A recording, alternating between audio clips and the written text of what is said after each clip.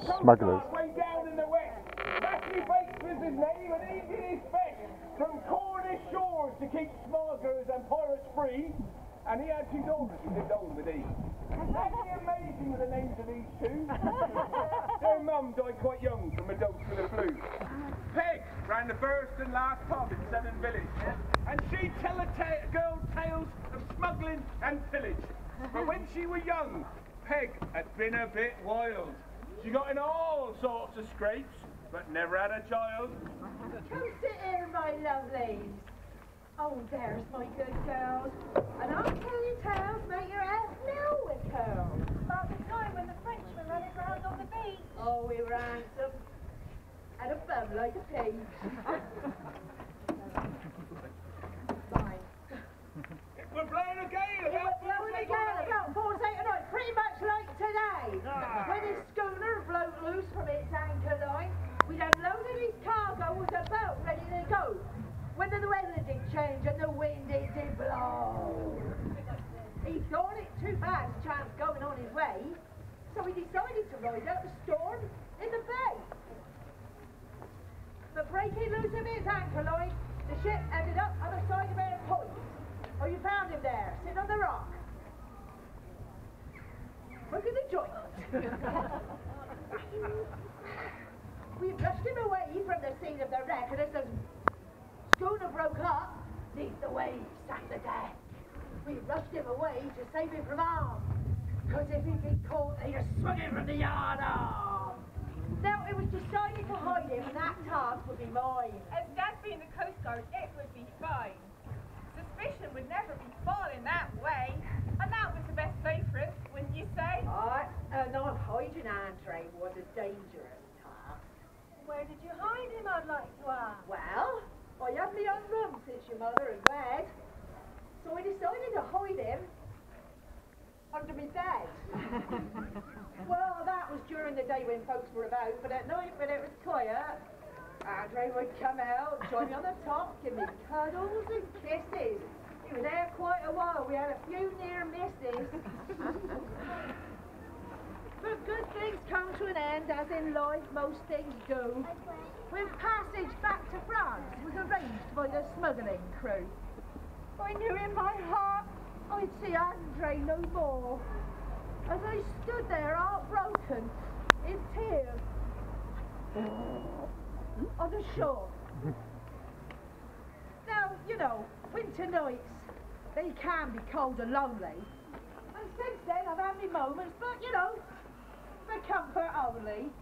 Oh yes, many a man has been through my portal. But not quite like Andre. She said with a chortle. The girls on their way home will play hiding and seeking, one being a smuggler the customs men cheating. On the way they sat down, and they too made a pact that one day these games would soon turn to fact. That life sounds so exciting and just right for me. Beats getting a husband, I'd rather be free. Aye, and they say the money ain't too bad. You laugh off the Coast Guard being on that. Come on, Maisie, let's make a vow to be smugglers when we're older. We're a bit too young now. All right, Maggie, let's swear on this big stone cross. If we don't do it, our souls will be lost. So many years later, with help from old Peg, who still had the contacts to get the odd keg, the girls became secret smugglers, and they no less, and they worked at their task with a great deal of success. During the day, they would carry out their maidenly duty, but at night, they'd sail out, pick up their booty. They dressed up as men to carry out the job, sticking a rope down their trousers to look like a knob. Their poor father was driven almost to despair. I'm losing the plot. It just isn't fair. Increase in smuggled goods is driving me mad. I can't even catch the culprit. And that's really bad. Oh, come, Father. Sit down. Stop worrying so. I'll make you a hot drink. For the work, you must go.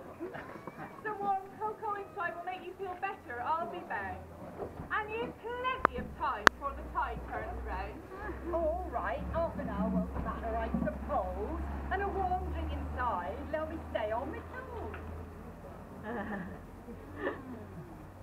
Bears, drink your cocoa down. Oh, I'll get your guitar. Oh, you can play the song, and you'll feel more cheerful by far. So Matthew drank up his cocoa and started to sing. But he fell straight to sleep. Now there's a strange thing. That's just a trick, matey. Oh, just let that pass. Okay, easy. Hang on, the story's going wrong. If you just carry on, hold on, we'll then carry on. You're right. That's just a trick, matey, for the Kent. He is out. Now, unhindered our business we can be about.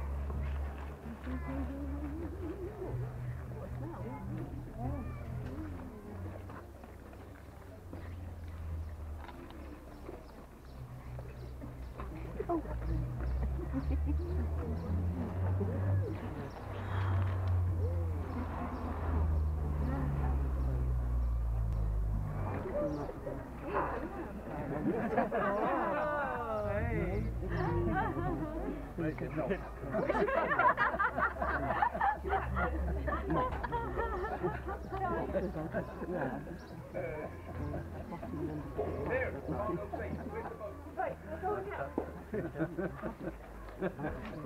Right, I'll go in front. Right, okay. Right, ready?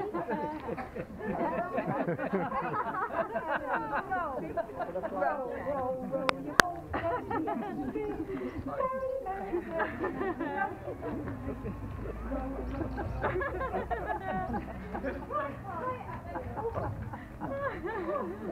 Right there, our cargo's safely stored, and we'll come back at high tide, and we'll wear our disguises, our identities to hide. Aye, the boat on the beach will save us in the line. Oh, we better get back. Here, look at the time. Oh, 4:30.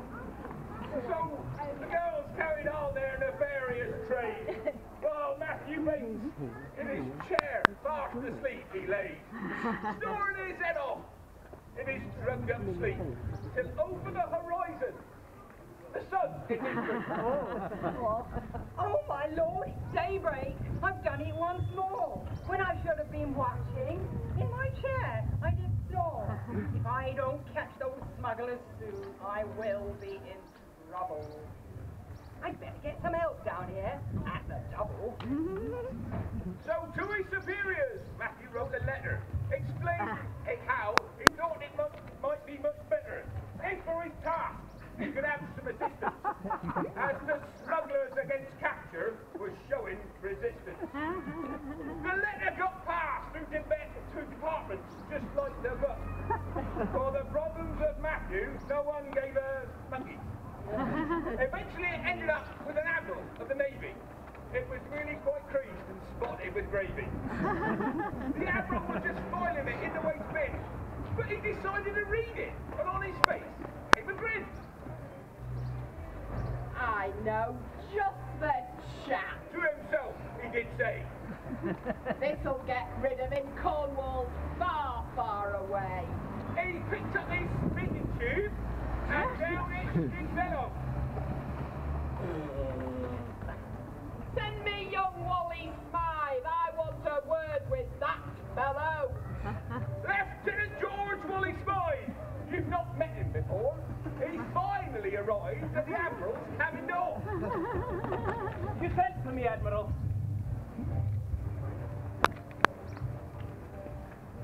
Quentin, the equipment.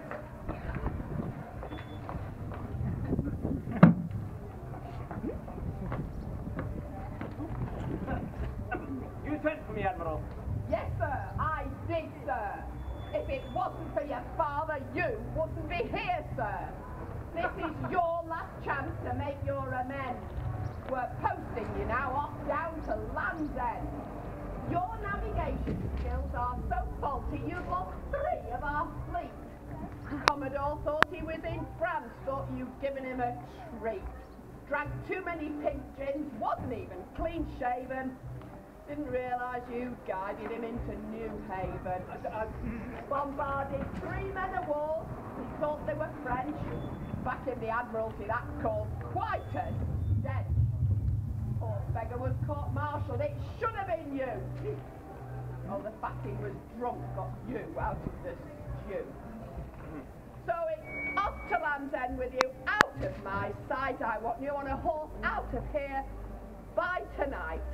And the Coast Guard, some smugglers, you to help stop. And if you let me down, lad, at the end of a rope, you will drop. No, you can rely on me, sir. I'll get the job done. Now, if you don't mind, I really must run. I'm sure that you won't need to be in my way. Oh, I must pack my sea chest. There's not much left of the day. Where's he gone? George packed up his belongings and mounted his steed, rode off into the sunset to carry out his good deed. But his sense of direction, once again, let him down. So he went in a circle, right back to London town. Oh, well, tonight I will rest. I'll resume journeying tomorrow. Perhaps in the store at Sexton's I'll borrow. Then I shall make my way to the west. Next day he started out with his usual zest. But relations between angles and time he'd not mastered. So he set off to the north. Silly bastard. He'd been travelling for the best part of the day when a voice from behind him he heard shouting out, Hey! Stand and deliver! And give me your cash! Sorry, I'm running late. I really must dash. Stop right there, young man, or my legs fall, you'll feel. George pulled up his horse and gave forth a squeal. As George started to dismount, his road to deter. He caught Dick the Highwayman in the eye with his spur. The hapless beast in agony fell to the ground. And out of his lips came this terrible sound. You can't talk out my eyes! So terribly sorry, old chap. Please don't cry. Look, I'll give you some cash, but first, can you tell me this? Which way is Cornwall? Are you taking the piss? For York, turn left, 90 degrees. Shouted the highwayman as he ran off into the trees. George took the advice and went on his way. I say, Dobbin, we're having some luck today. After 6 days of travel via Hull, Birmingham and Bristol, and being held up at the end of a highwayman's pistol, George eventually arrived at his final destination, and the sight of the place filled his heart with elation. Oh, I say. Oh. I'd forgotten the luck.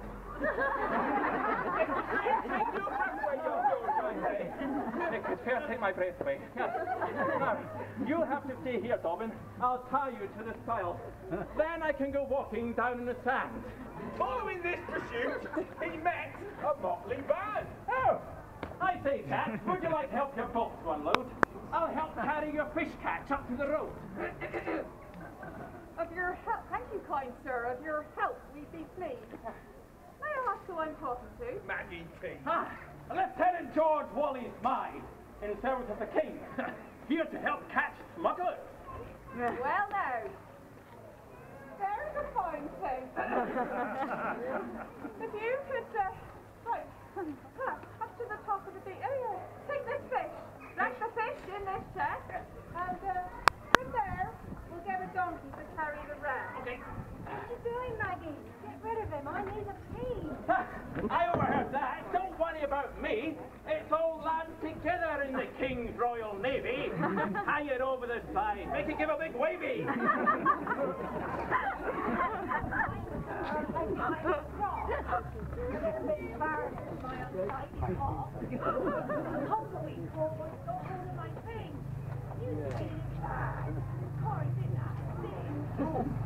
Well, terribly sorry, sir. I'll just get on with the task. And then of you, there's a question I have to ask. Some directions, I hope, you'll be able to give. The Coast Guard, Master Bate. Do you know where he might live? It's with him I'll be working. For duty I must report to help him find smugglers that have to be caught. Right, okay. You go up to the top of